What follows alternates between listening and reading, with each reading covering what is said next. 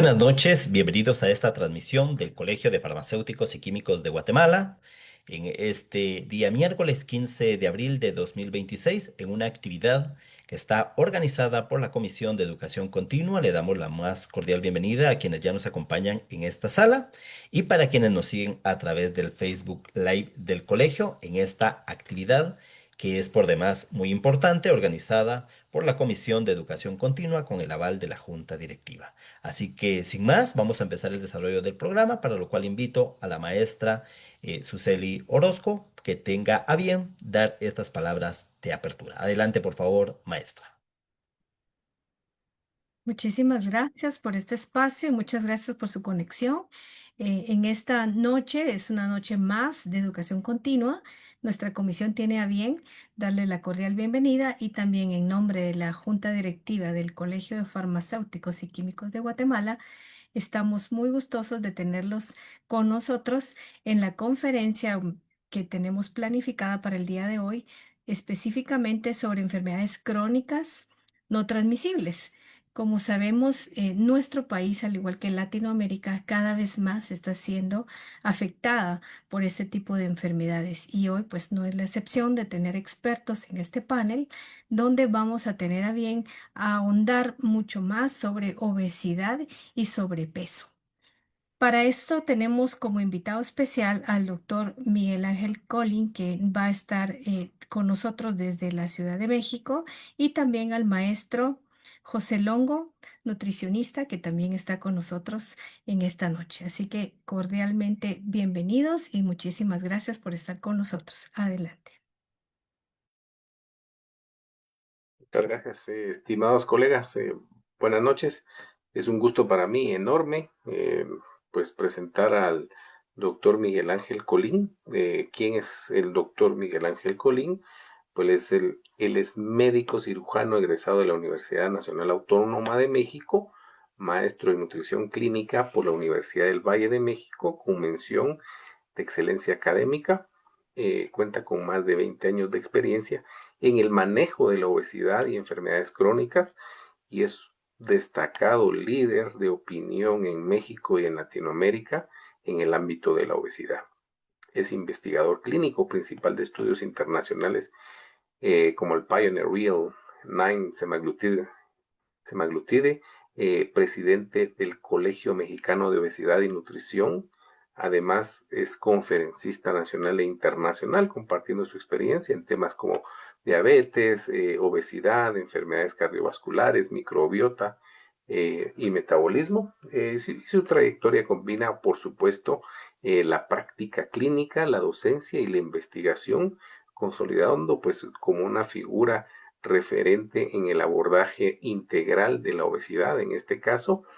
Y pues, por supuesto, el doctor Miguel Ángel Colín también estará en vivo y a todo color con nosotros en el Congreso de Nutrición Clínica, NutriScience, en Panajachel, este 24 y 25 de abril.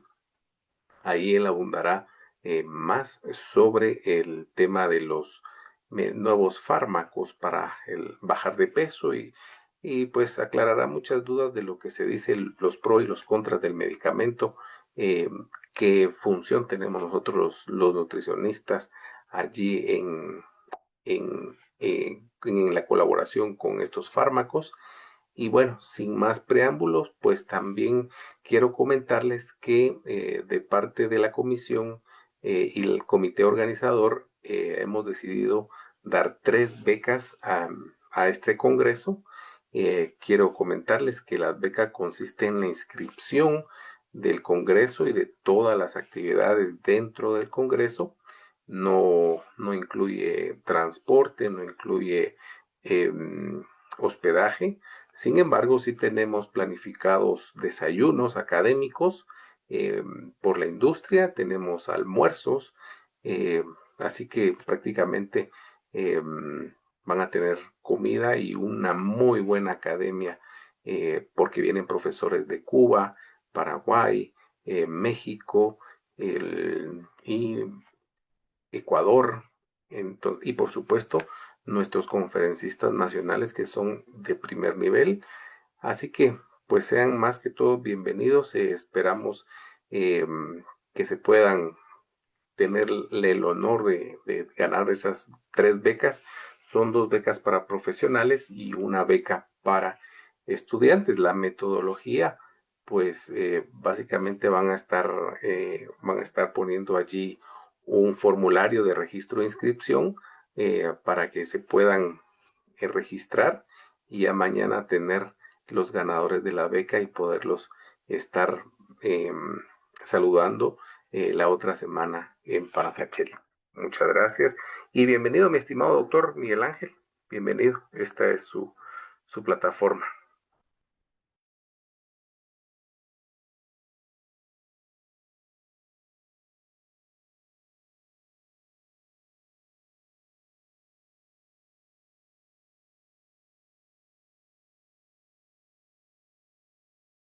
Ok. Ahora sí que, como dice Netflix, en el capítulo anterior nos quedamos en el tema del sistema nervioso central. Las personas que atendemos obesidad no podemos avanzar en básicamente ninguna dirección si no comprendemos todo lo que existe dentro del cerebro que compone, pues, desde el sistema del apetito, saciedad, la regulación energética, el sistema de las emociones, el comer emocional, los trastornos del estado de ánimo, ansiedad, depresión, evidentemente el aprendizaje sensorial que tenemos en los 5 sentidos, es decir, el cerebro ya sabemos que fue en el caso de nuestra paciente un elemento fundamental, pero eso solamente es la base.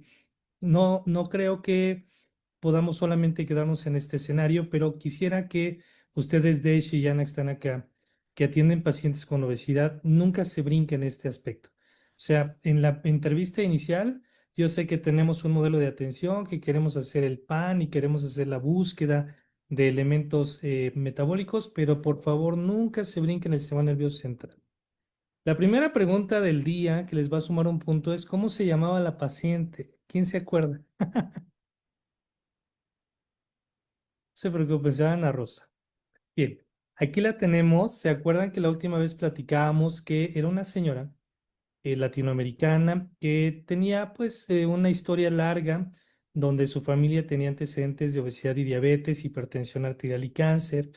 Vivía en un ambiente obesogénico. La cultura y tradición de su país generó un modelo de crianza que favoreció un aprendizaje sensorial y que activó las vías del cerebro que componen este sistema de alimentación, que perturbó su metabolismo en etapas tempranas y tuvo una obesidad en la pubertad.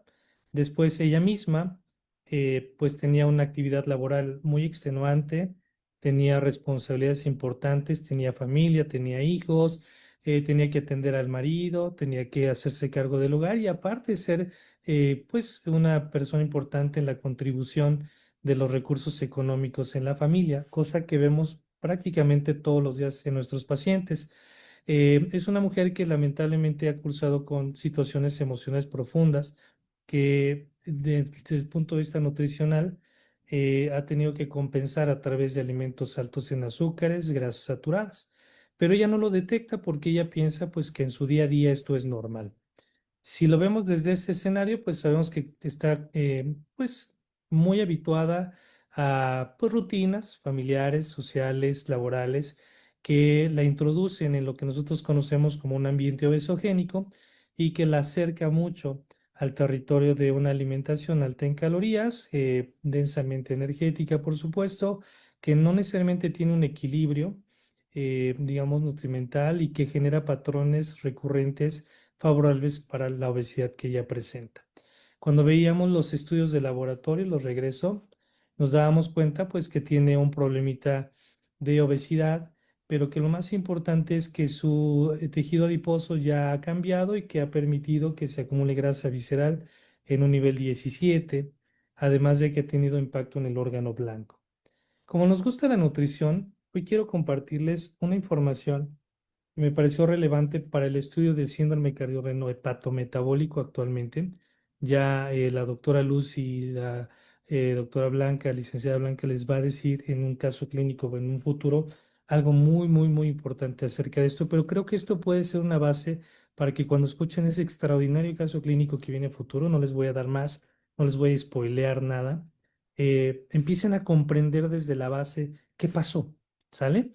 La vez pasada en la clase decíamos que no podemos contemplar a un paciente que se estadifica en un riesgo cardiorrenometabólico como si estuviera en un estadio cero sano y maravillosamente al día siguiente ya está en un estadio 1 con obesidad. Algo pasó en medio. La vez pasada hablamos del cerebro y hablamos de la microbiota intestinal y cómo se regula en este eje intestino-cerebro. Pero miren, este artículo que les voy a platicar hoy salió apenas antier. Tengo mucho gusto de presentárselos porque lo creó una amiga mía eh, que trabaja en el Instituto Nacional de Nutrición aquí en México. Ella fue mi maestra, Andrea Díaz Villaseñor. Tenemos una gran amistad.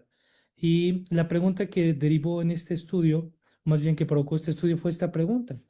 ¿Cómo comprendemos a los alimentos?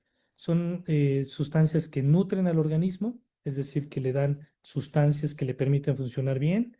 La otra pregunta es, ¿regulan el balance de energía? Es decir, ¿nos aportan calorías o nos ayudan a utilizarlas de manera más eficiente? La tercera es, ¿son capaces de regular la expresión del ADN? Es decir, a través de polimorfismos de nucleótido simple podemos generar modificaciones epigenéticas en el ADN que promuevan cambios funcionales a nivel celular y que estos en conjunto tengan un impacto en la fisiología orgánica, ya sea el hígado, sea el músculo, tejido adiposo, el riñón, o son ligandos específicos moduladores. Acuérdense que un ligando es una sustancia que es capaz de activar un receptor. ¿Sale?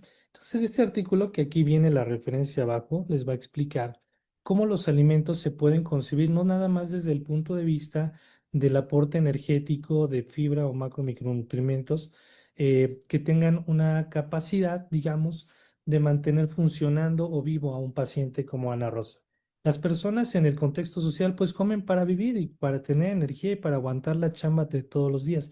Pero nosotros como profesionales de la salud con una mente altamente científica, curiosa, que nos gusta ir desde el inicio del origen del problema, hoy vamos a aprender cómo todos los nutrimentos son sustancias químicas que tienen la capacidad de activar receptores específicos y que estos van a ser los que realmente creen la magia, los que realmente provoquen el estímulo necesario no solamente para que el paciente viva, sino que tenga una calidad de vida, un desarrollo funcional y metabólico a lo largo de su vida y que tengan más o menos capacidad de expresar genes que son los que derivarán en una enfermedad, la que ustedes decidan, diabetes, cáncer, hipertensión o cualquiera de estas. Es decir, ¿cuál es el camino silencioso que los nutrimentos son capaces de provocar de manera continua para que esto suceda? Y una vez que esto sucede, no va a ser una sola vía,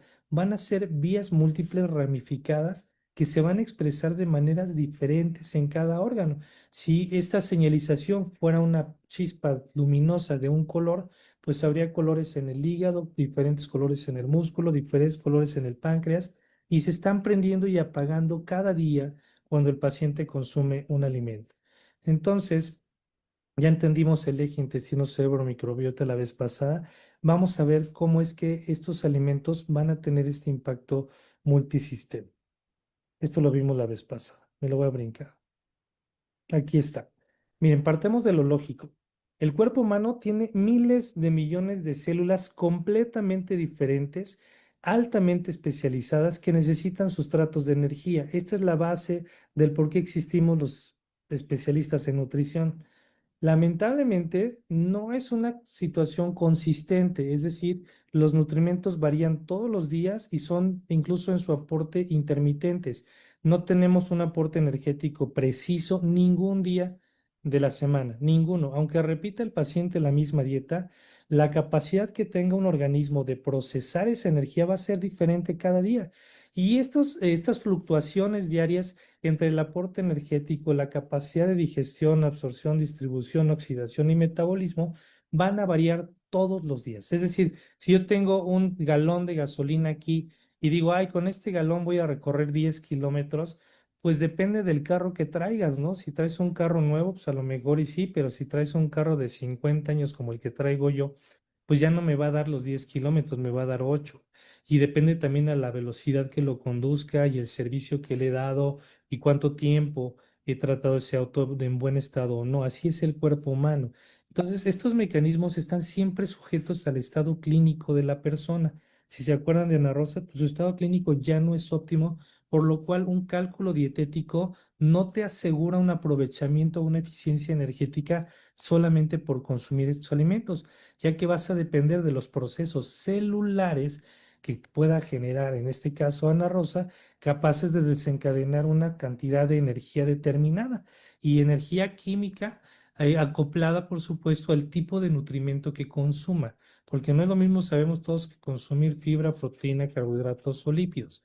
Entonces, este mecanismo para el cuerpo es un reto, es una, ¿cómo llamarle? Es una, digamos, un escenario en el cual no tiene control. Él tiene que improvisar, tiene que modular, tiene que activar, desactivar muchísimos sistemas internos para que lo que el paciente ingiera se pueda sacar el mayor provecho, por decirlo de alguna manera. Y entonces estos procesos de adecuación del cuerpo que persistentemente suceden, a lo mejor no al 100% si no estamos sanos, pero que van a existir toda la vida. Y están regulados, como dice el texto, por esta integración de señales, como vimos la vez pasada, que son neuronales, que tienen que ver con sistemas endocrinos, con el sistema inmunológico, pero que van a inferir en el metabolismo celular. Entonces, ustedes cuando establecen un plan de alimentación porque tienen un paciente renal o con enfermedad renal, o tienen un paciente con hígado graso, o tienen un paciente con hipertensión arterial o insuficiencia cardíaca, generalmente nos basamos en conceptos o en preceptos de cuáles son los elementos o las bases que te dictan cuál es la mejor dieta a seguir. Carolina decía la semana pasada en una charla que dio acerca de enfermedad renal que hay recomendaciones nutricionales, pero dentro de esas recomendaciones debe haber percepciones individuales de la recomendación nutricional. Es decir, nosotros como expertos en nutrición también podemos cuestionar a las guías para poder hacer ajustes nutrimentales para cada uno de nuestros pacientes. Y esto no es malo. ¿Por qué no es malo? Porque todas las guías se están basando en conceptos poblacionales que han demostrado eficacia y evidencia, y esto hay que respetarlo. Pero nuestro paciente no fue parte de la muestra poblacional y tampoco tiene la misma característica genética de estas personas que fueron estudiadas.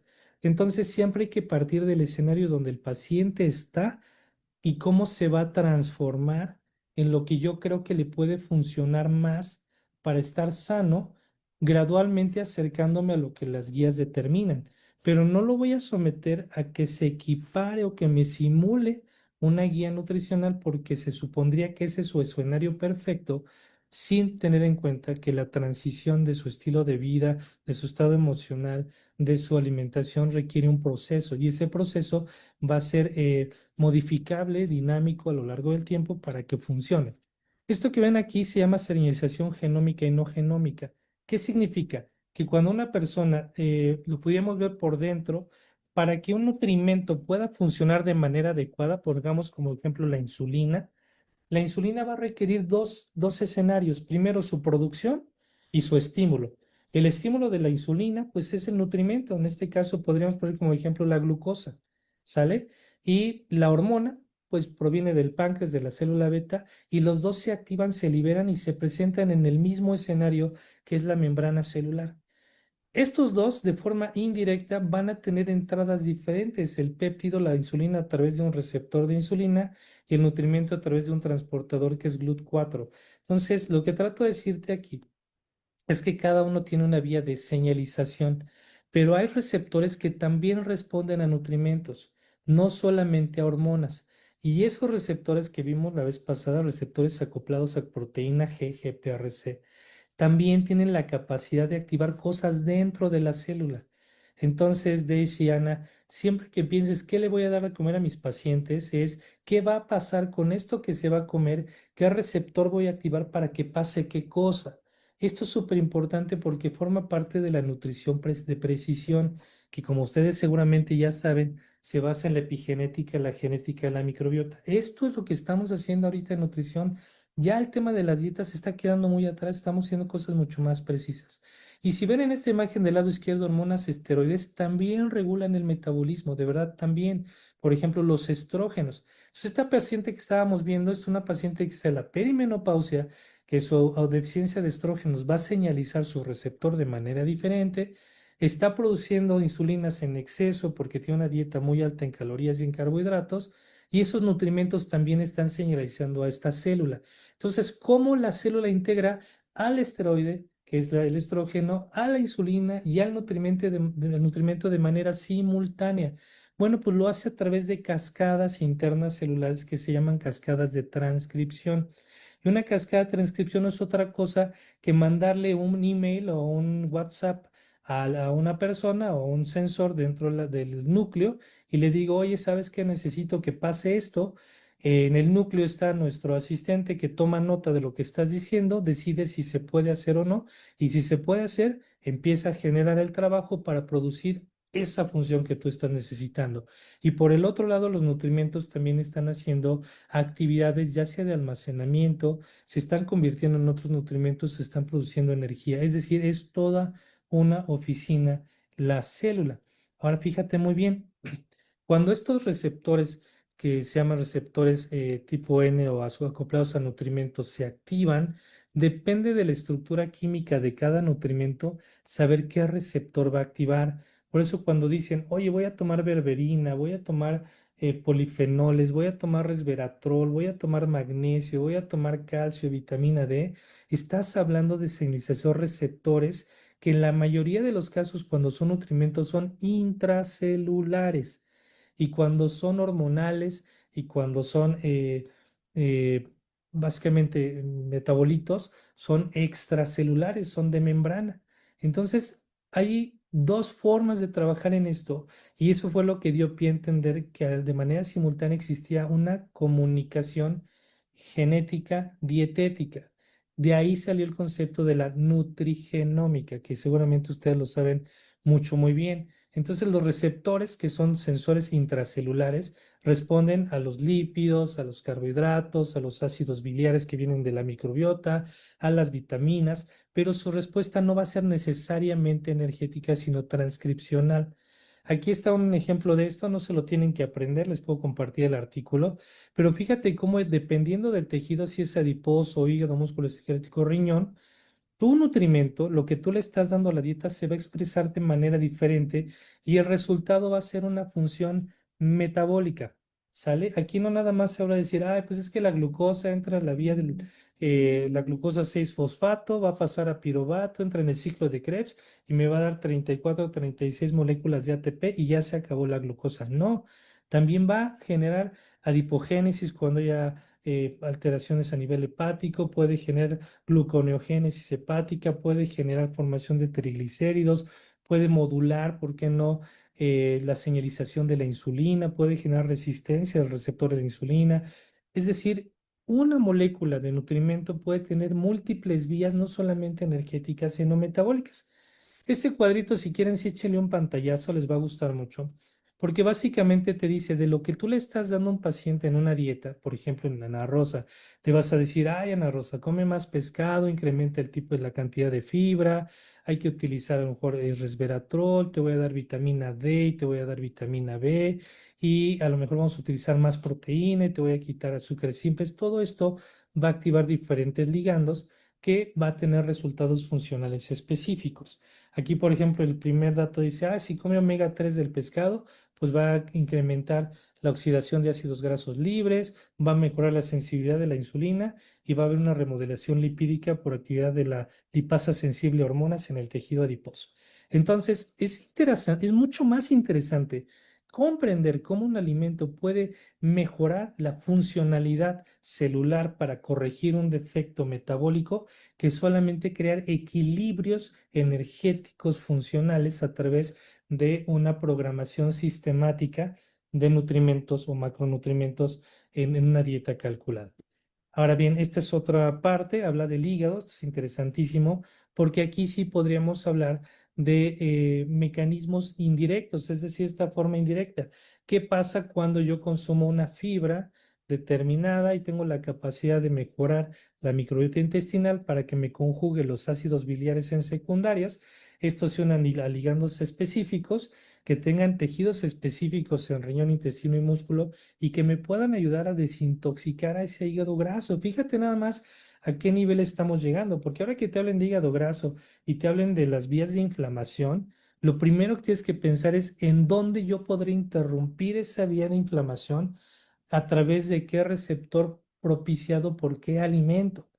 Así es bien bonito, porque cuando tienes a tu paciente, que Ana Rosa seguramente tiene un hígado graso, cuando tú estás diseñando un plan de alimentación, dependiendo incluso del tipo de fibra que le veas administrar, tú ya sabes qué cantidad, en qué tiempo, cuántas veces al día necesitas administrarlo para que finalmente se active el receptor, a lo mejor el receptor fercenoide X o el TGR5 a nivel intestinal, para que me active esta vía de señalización de ácidos biliares, me deje de sintetizar colesterol y me active vías, digamos, de desintoxicación hepática, incluso mejorando resistencia a la insulina con el acetato que se produce.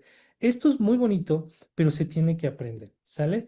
Miren, por ejemplo, aquí está el hígado. Esto que es arriba del lado izquierdo, que son los receptores de nutrimentos, te explica cómo estos sensores captan el nutrimento y tienen la capacidad de obviamente expresar GLUT4 o GLUT2 o GLUT5 en el caso del hígado 2 y 5, y esto va a activar la vía simplemente de actividad mitocondrial. Esto va a generar la vía de oxidación y vas a tener la capacidad de modular la capacidad de síntesis de triglicéridos a nivel hepático, que ya te van a decir cuál es la vía endógena y cuál es la vía exógena de los lípidos, y estos lípidos cómo se pueden manifestar o cómo se pueden acelerar o no. Al mismo tiempo, dependiendo de la fuente de nutrimento, puedes generar, si son aminoácidos glucogénicos, pues glucosa, o puedes formar a través de ácidos grasos cuerpos cetónicos, pero todo eso tiene que pasar necesariamente por la mitocondria. Y si te das cuenta, para poder pasar por la mitocondria, pues tienes que generar activaciones intracelulares. Y de ahí todavía puedes activar la formación de ácidos biliares, que van a pasar obviamente factores de transcripción, que es el CRPP, y estos a su vez van a tener la capacidad de modular la síntesis de colesterol. Entonces, cuando te digan, ay, es que tienes hígado graso con LDL alto, colesterol no HDL alto y triglicéridos altos, estas vías de sintetización entraron por alguna parte, ya sea por aminoácidos, por glucosa o ácidos grasos, pero son factores de transcripción. Y lo mismo te puedo platicar del adipocito, y te puedo hablar de la masa muscular y te puedo hablar de los riñones. Es decir, si ya desayunaste, vas a desayunar, todo lo que quieras ahorita vas a estar generando activaciones microscópicas intracelulares en tu cuerpo. De ahí lo maravilloso, hermoso, sensacional, milagroso del gran diseñador que creó este cuerpo y que dijo, yo sé con qué alimentos puedo hacer que todo funcione a la perfección. Y realmente el cuerpo tiene esa capacidad de generar respuestas específicas a cada nutrimento. Igual pasa cuando hacemos una dieta inadecuada. A mí sí me genera un poquito de issue, no me voy a meter en polémicas porque seguramente dos o tres levantarán la mano, pero esta parte de, no, pues es que sí puedes comer de todo, o sea, sí puedes, porque así es la vida y porque hay que aceptarle, pues el aprendizaje y la emoción. Sin embargo, pues sí hay que saber que pues, tenemos impactos cuando son de forma persistente. Entonces, esto que estás viendo aquí es cómo los alimentos van a activar a los sensores que te comento, y de ahí, dependiendo del porcentaje que tú introduzcas a tu cuerpo de estímulos positivos o negativos, pues puedes viajar hacia la izquierda. Hay una inclinación saludable en el cuerpo, puedes irte a la derecha, donde vas a generar alteraciones metabólicas. Y esto no solamente es de manera orgánica, es sistémica. Acuérdate, hay una interconexión a través de múltiples ejes que comunican al corazón, al riñón, al hígado, a la arteria, al páncreas, a perdón, al sistema nervioso central, y todos se están comunicando de manera continua, por lo cual en esta intercomunicación de sensores de receptores de nutrimentos, el mismo nutrimento puede señalizar diferente en cada órgano. Te pongo un ejemplo, la dieta cetogénica. La dieta cetogénica, ¿cómo señaliza el cerebro? Ah, pues me estabiliza las ondas alfa de su potencial de acción y me estabiliza procesos convulsivos en niños. Por eso se creó. Y en la masa muscular, pues a lo mejor me puede activar la vía mTORC1 para crear masa muscular. Pero vete al hígado. ¿Qué te va a hacer la dieta cetogénica? Pues va a generar activación de factores de transcripción que incrementan la fibrosis o la glomerulosclerosis y te va a generar alteraciones en la permeabilidad de la membrana del glomérulo porque se está generando una sobrecarga iónica proveniente de las proteínas que genera una destrucción de la nefrona.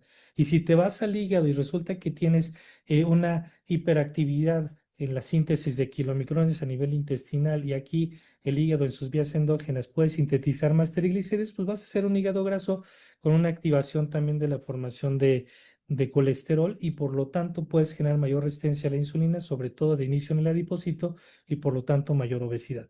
El mismo alimento.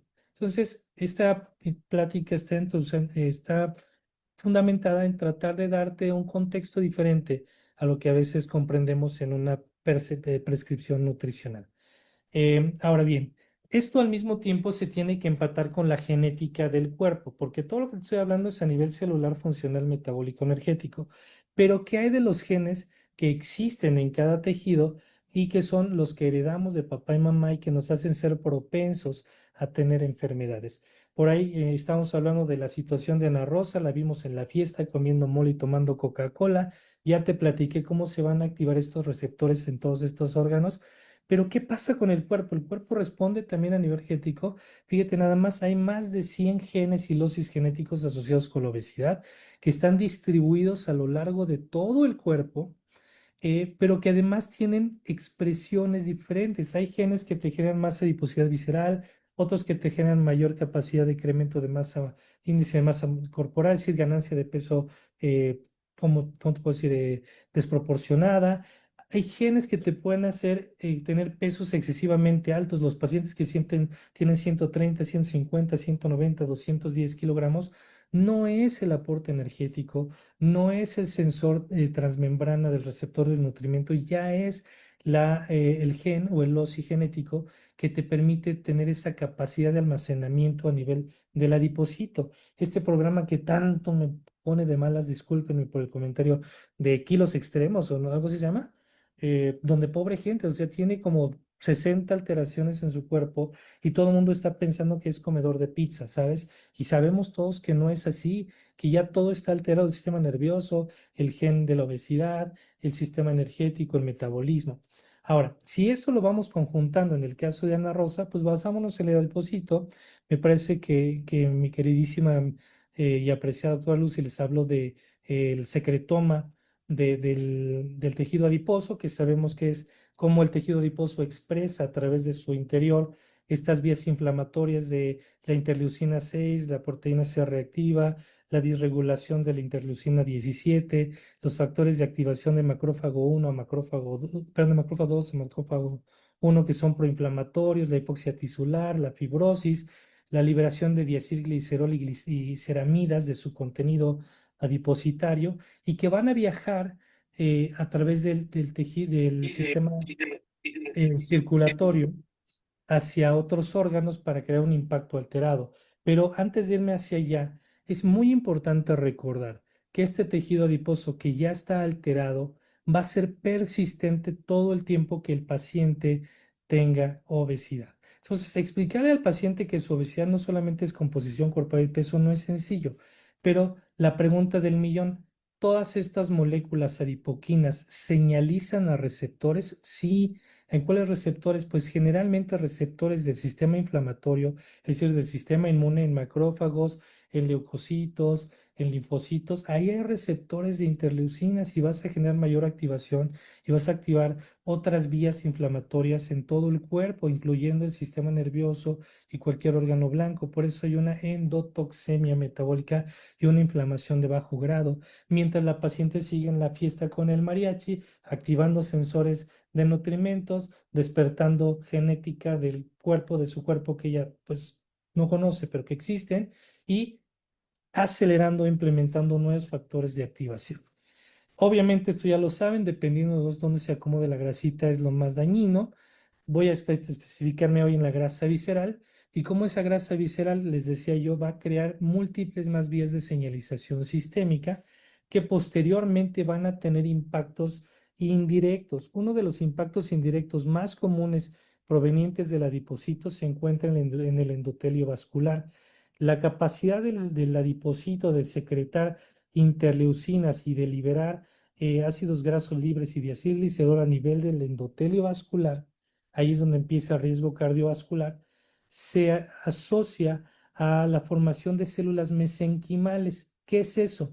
Bueno, pues las células endoteliales, la cubierta interna de las arterias, que normalmente deberían regenerarse para mantener una arteria sana, permeable y funcional, pues se modifica hacia otro tipo de células que son más de tipo fibroso, pero además son altamente adherentes. ¿Qué va a pasar entonces? Si son fibrosas, pierde la capacidad de vasodilatarse, responde menos al óxido nítrico, incrementa el riesgo de hipertensión arterial, pero al ser más adherentes, favorece la acumulación de placa, de los lípidos y además de células sanguíneas, en particular las plaquetas. Y estos a su vez van a reclutar más células inflamatorias, creando un estado inflamatorio protrombótico a nivel vascular que va a incrementar el riesgo cardiovascular en la persona solamente por tener obesidad.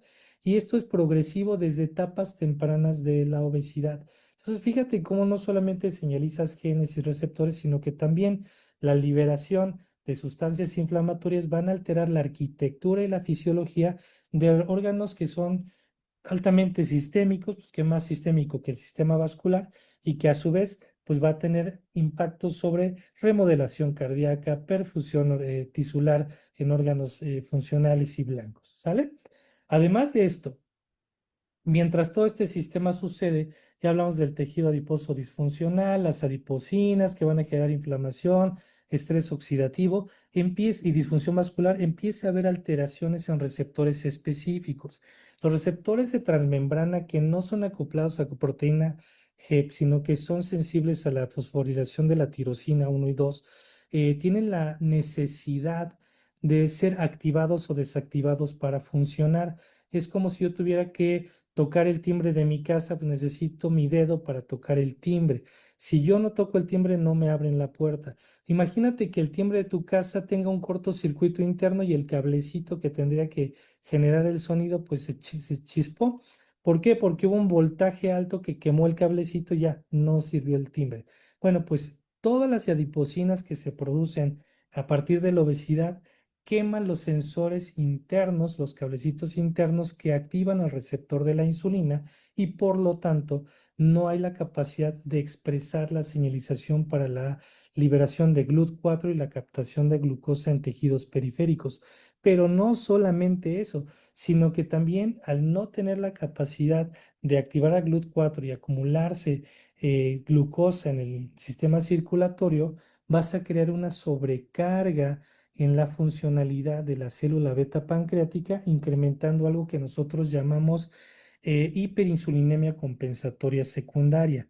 Y esto tiene tres escenarios. La primera, uno, intentar activar por vías alternas al receptor de la insulina con un fracaso tremendo. Segundo, aumentar la actividad de la lipoproteína lipasa para tratar de captar más grasas y almacenar más energía en el adipocito. Y tercero, señalizar hacia el hígado para que forme más triglicéridos.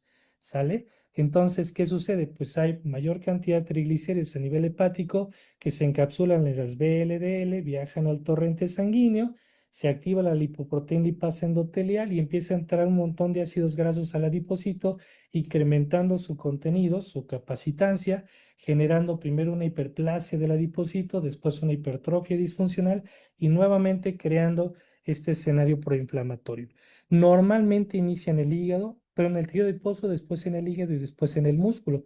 Pero mientras esto pasa, lo que no te han dicho es que la hiperinsulinemia también genera daño endotelial porque tiene vías de oxidación y de alteración a nivel del endotelio vascular. ¿Qué va a pasar entonces? Que puede haber una glomerulosclerosis fibrosa en el riñón, pero además aterosclerosis y remodelación cardíaca en el corazón. Y esto de forma indirecta, pues como respuesta va a activar al sistema nervioso central, ahí viene el cerebro otra vez a colación, activando vías de señalización neurohumoral, de entrada, vías de protección renal con vaya, la liberación de hormona antidiurética y de angiotensina.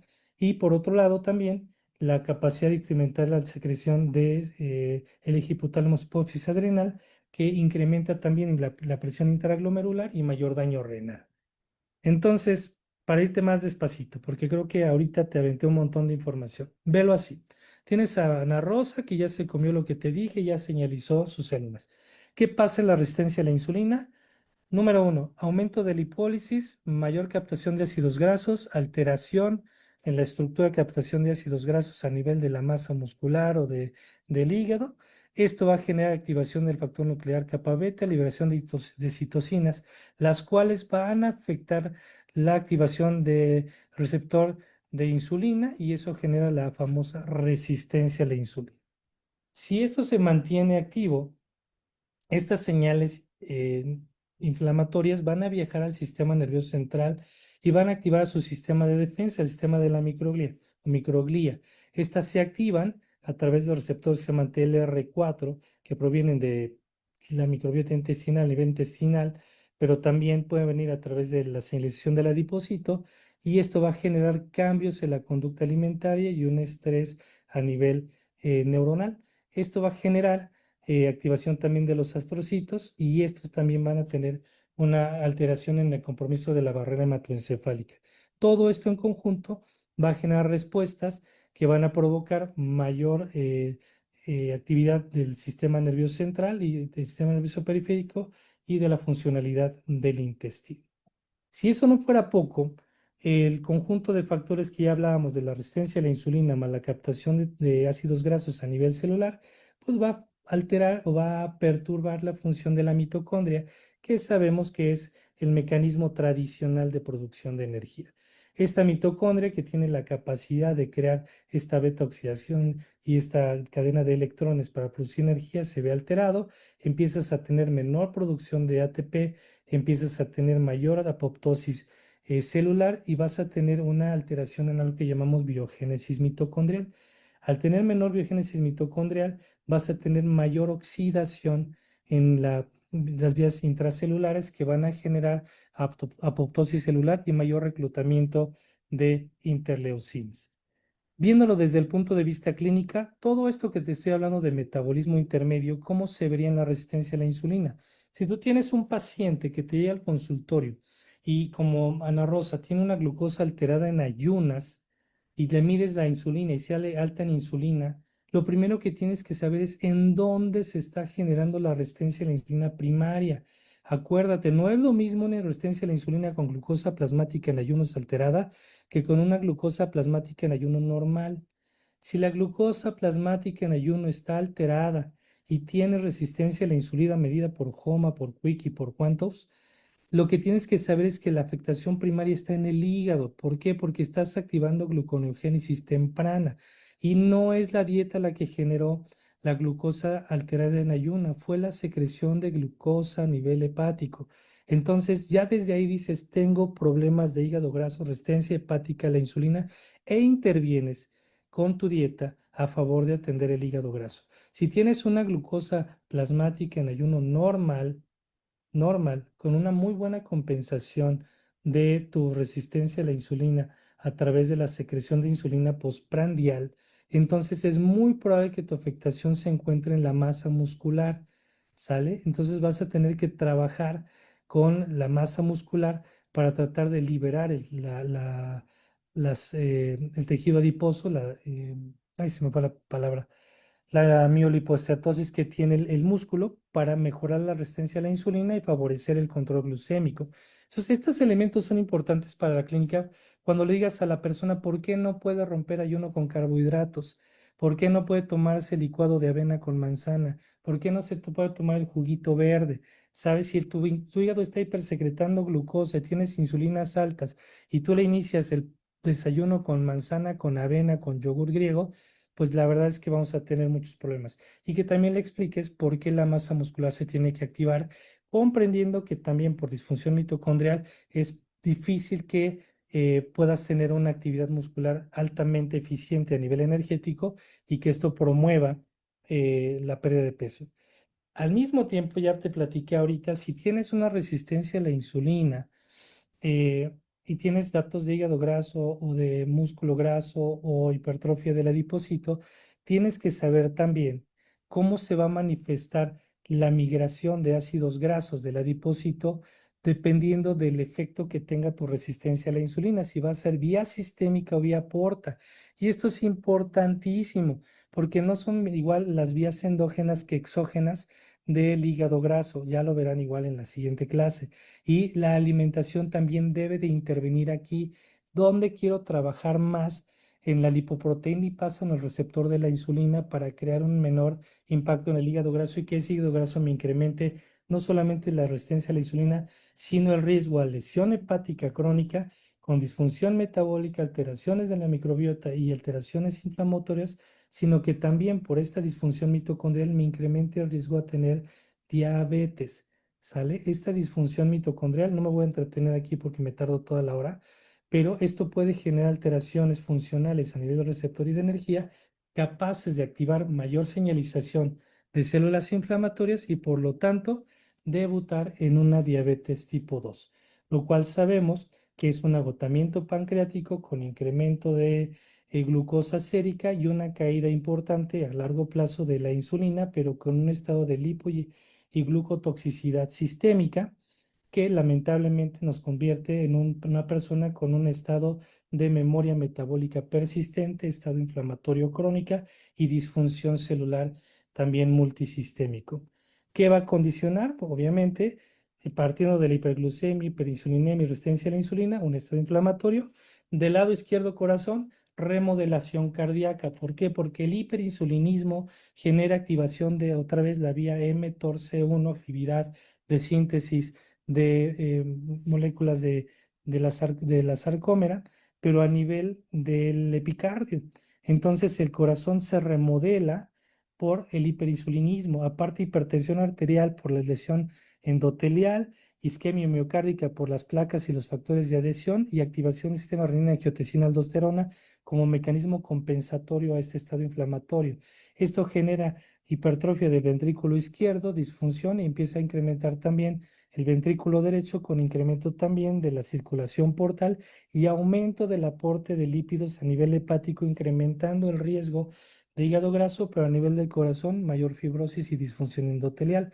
Mientras que del lado derecho, el riñón, por esta misma hiperglucemia que genera estados de hiperfiltración renal, hipertensión por aumento de la perfusión renal y lesión del glomérulo y actividad de obviamente la angiotensina, va a generar menor captación de mayor reabsorción de insulina, mayor paso de glucosa hacia la orina, mayor lesión tubular, mayor capacidad de generar una respuesta con el sistema nervioso simpático que incrementa la hipertensión arterial y progresivamente la actividad de glomerulosclerosis y fibrosis que va a generar mayor retención de sodio, mayor hipertensión arterial y daño del riñón de forma sistémica. Si estos se empatan, se genera lo que se llama síndrome cardiorrenal que tiene cuatro estadios o cuatro presentaciones diferentes que en esta plática no abordaré. Entonces, fíjense cómo desde la resistencia a la insulina realmente hay remodelación cardíaca y esto te juro que no lo sabías. Si tú tienes un paciente con resistencia a la insulina y solamente estás pensando en diabetes y obesidad y se te olvidó el corazón o el hígado o el riñón, pues nos estamos quedando muy atrás. Eso es lo que genera que un paciente pueda tener riesgo cardiovascular, incluso no asociado a patología metabólica, sino a patología proinflamatoria. Y cuando hablemos en Guatemala de por qué semaglutid es maravilloso, porque sin perder peso promueve protección cardiorrenal, es esto. Esto es lo que hace semaglutide. Disminuye el potencial inflamatorio de las interleucinas, disminuye la remodelación cardíaca y fibrosis glomerular, mejora la funcionalidad de señalización a nivel endotelial y aún sin perder peso, es decir, sin meterte en vías metabólicas, logra proteger al corazón. Y nuevamente, esta parte ya incluyendo a la diabetes en el centro, pues sabes que hay estrés oxidativo, inflamación, lesión endotelial, glucotoxicidad. En este escenario que estamos platicando, el paciente sigue comiendo.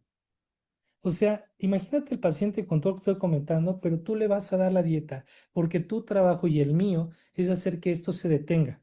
Claro, hay medicamentos y hay más cosas que hacer y la terapia cognitivo-conductual que nos va a dar la licenciada Blanca, pero el paciente va a seguir comiendo. ¿Cómo vas a señalizar en todos estos elementos a través de tu dieta? Eso es nutrición de precisión. Entonces vas a usar probióticos, prebióticos, no sé, algún nutracéutico que tenga obviamente respaldo científico, más algún suplemento vitamínico, más el aporte nutrimental, cómo lo vas a distribuir, en qué horario se lo vas a dar, cómo lo vas a preparar y cómo se lo va a comer. Todo eso cambia la historia del paciente. Esto que estás viendo aquí es grasa pericárdica de un paciente real. Esto es la grasa famosa epicárdica. Esto se mide por resonancia magnética y es lo que está matando a mucha gente. Fíjate nada más cómo está la arteria. Aquí te la pongo. Esto es lo que te contaba. Este es el daño endotelial. Mira cómo está. ¿Sale? Esto es toda la grasa que se migró desde el adipocito a tejido vascular. Aquí van a hacer obviamente un cateterismo cardíaco, pero todo esto viene de la grasa visceral y te lo va a mandar el cardiólogo para que le des la dieta y lo corrijas. ¿Qué está pasando? Placas y placas y placas de grasa sobre un tejido que no está adaptado al mismo, que es el miocardio, cómo se va a transminar hacia su pared interna. Esto va a generar estrés oxidativo, inflamación, daño endotelial y eso genera la famosa enfermedad arterial coronaria. Y un efecto muy, muy, muy, muy parecido, pero súmale también la angiotensina bueno, la angiotensina en el riñón, pues va a pasar a este nivel, vas a tener disminución del óxido nítrico, vas a tener aumento de quininas, aumento de angiotensina, una gran cantidad de hiperinsulinemia, vas a alterar el sistema de regulación tubulointersticial y bueno, pues de ahí los factores de estrés oxidativo, que es el tromboxano A2 y la endotelina, que van a generar vasoconstricción de la arteriola eferente, aumento de la aferente, incremento de la presión intraglomerular, actividad del aparato yuxtaglomerular y disfunción del glomérulo. Cuando lo ves en la clínica, pues has de estadificar. Estadificas al paciente, dices, pues tiene albuminuria, lo platicaba en algún momento la doctora Viri, nefróloga, y decía es que cuando un paciente ya tiene albuminuria y tiene proteinuria, que no es lo mismo, aunque no tenga hipertensión arterial, pues está en un estado proinflamatorio y empieza a tener alteraciones de la filtración glomerular y pasa un estadio A3G3, esto ya es riesgo cardiovascular altísimo. O sea, tu patología cardiovascular ya se encuentra en un estadio temprano, cuando el paciente ni siquiera ha llegado a bajar de 40 de tasa de filtrado glomerular, simplemente por tener albuminuria. ¿Qué lo provocó? La lesión tisular. Y esto, pues a nivel intestinal, que también hablamos de la microbiota intestinal la vez pasada, lo que nos va a decir es, bueno, si no hay excreción de sustancias tóxicas y se están acumulando en la sangre y van a pasar por el intestino, pues se forman productos finales de bacterias proteolíticas que van a crear también señalizaciones en receptores específicos para crear eh, sustancias que se llaman metabolitos como el p-cresol, el G-cresol, el indol sulfato, que van a generar también lesión endotelial y mayor riesgo cardiovascular. Y de aquí nace también esta disregulación de los ácidos grasos que favorecen más hígado graso y la formación del óxido de trimetilamina que genera riesgo cardiovascular. En un resumen, todo lo que te acabo de platicar viene en esta grafiquita, si lo quieres tomar una foto. Sé que es muy médico, pero lo que trato de decirte es cómo todo está sucediendo todo el tiempo al mismo tiempo de forma dinámica y nosotros tenemos que trabajar con el paciente a este nivel. A este nivel es donde se va la nutrición. Entonces, mi interés de esta charla para ustedes es que sepan que su impacto terapéutico debe ser preciso, racional, científico e idealmente adecuado al paciente para que logremos impactar lo más posible aquí. Voy a hacer un comentario muy personal. En la medicina actual, el área de la nutrición parece que como si la quisieran desaparecer, como que ya no somos necesarios porque ya están los GLP-1, ¿no? Y ellos van a resolver todo este escenario. Déjenme decirles que no hay manera. Así como el bimagrumab, que quieren que haga masa muscular, no va a reemplazar jamás el ejercicio. GLP-1 jamás va a poder reemplazar a una dieta y ChatGPT no va a dar la terapia de un psicólogo. Así que no nos metamos en escenarios fantasiosos y empecemos a trabajar con el paciente.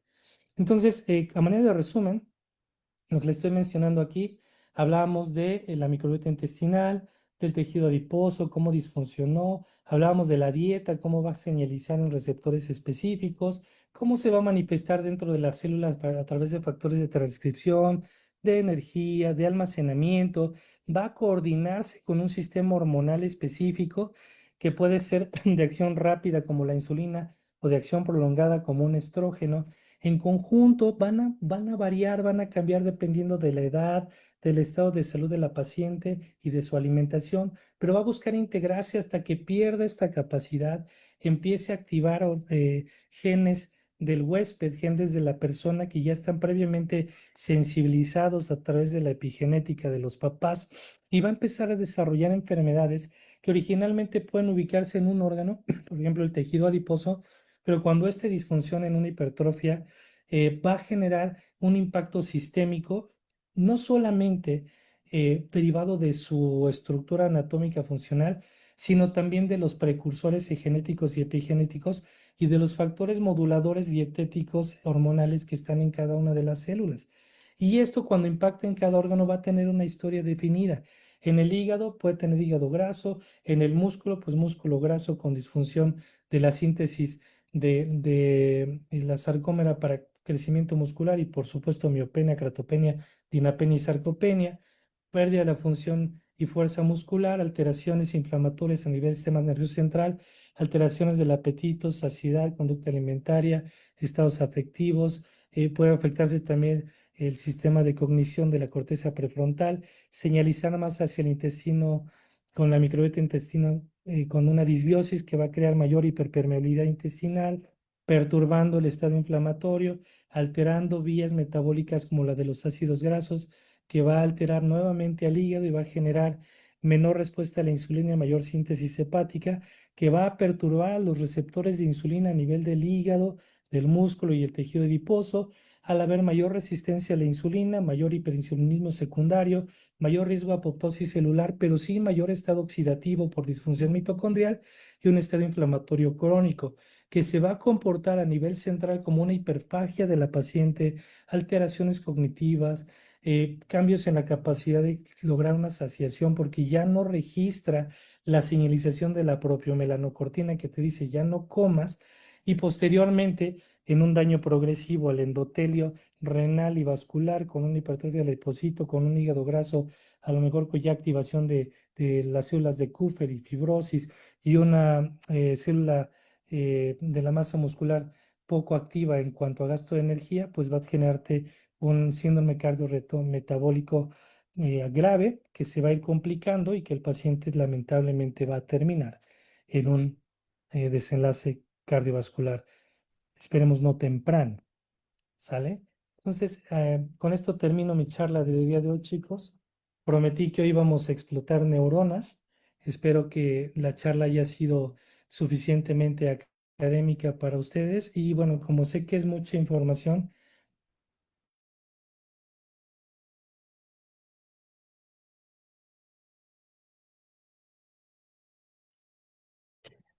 Muchísimas gracias acá al doctor.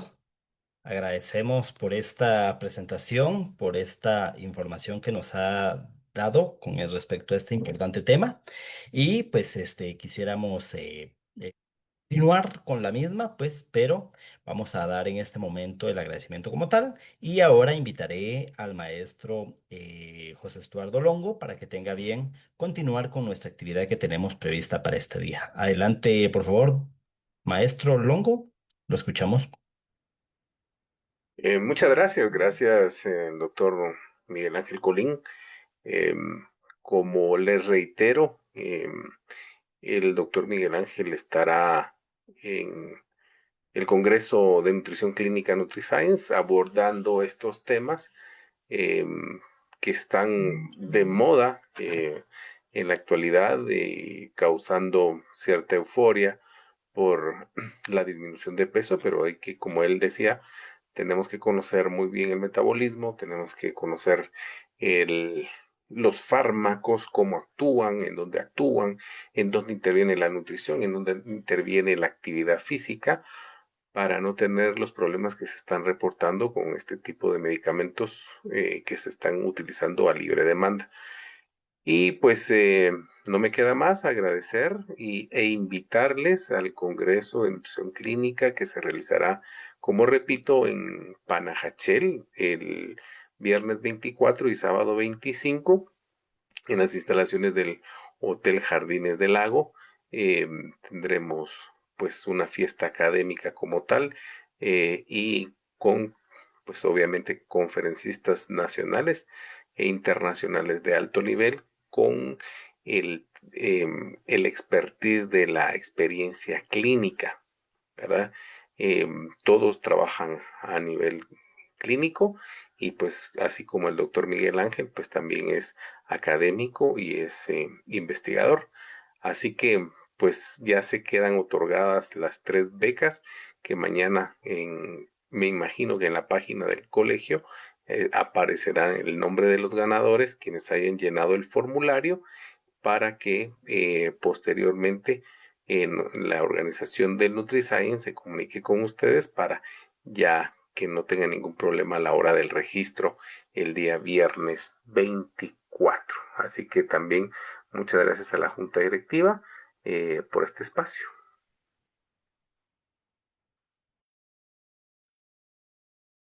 Gracias, maestro Longo.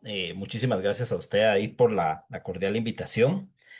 Sabemos que va a ser de mucho interés. De hecho, le puedo comentar, ya tenemos varias personas que han llenado el formulario. Recordemos, el link lo compartimos a través de la sección de mensajes en la transmisión de Facebook Live. Así que quien desee optar, todavía está abierto el link. Al concluir esta conferencia, pues vamos a cerrarlo como tal. Pero bueno, vamos a continuar con nuestro programa mientras tanto. Y para lo cual ahora invitaré a la maestra Sayira Marina García Garrido, integrante de la Comisión de Educación Continua, para que pueda tener ya el cierre de esta bonita actividad. Adelante, maestra.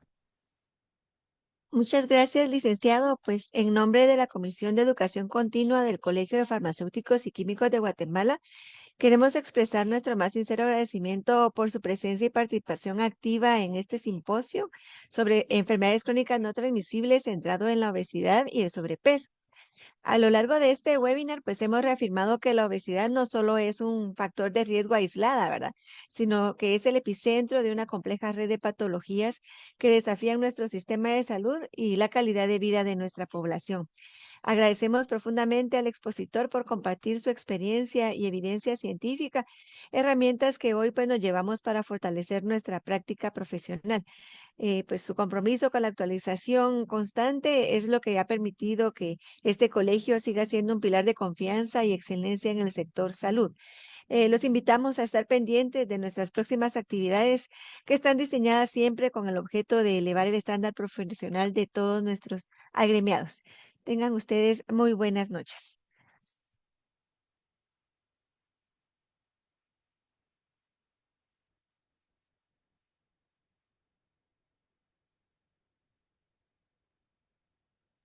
Buenas noches. Buenas noches. Solo le voy a Maestra Sayira, perdón, solo tenemos ahí los diplomas. Por favor, si fuera tan amable de darle lectura, por favor, maestra Sayira.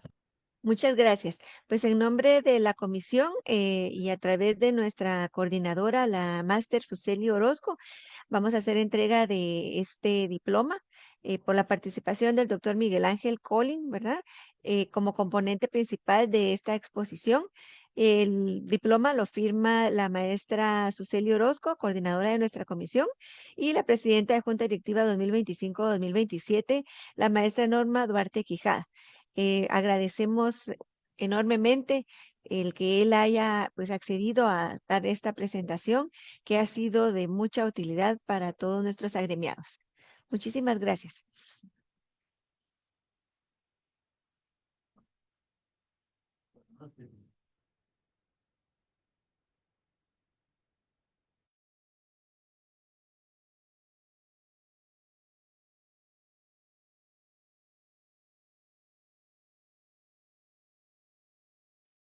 Maestra, y proyectamos ahí el siguiente diploma, por favor. Al maestro José Estuardo Longo, quien siempre ha sido, pues, ha estado siempre colaborando con la comisión en muchas de las cuestiones de que tengan que ver con nutrición y también ha estado muy anuente pues a estas becas que ustedes van a obtener a través del enlace que se les compartió.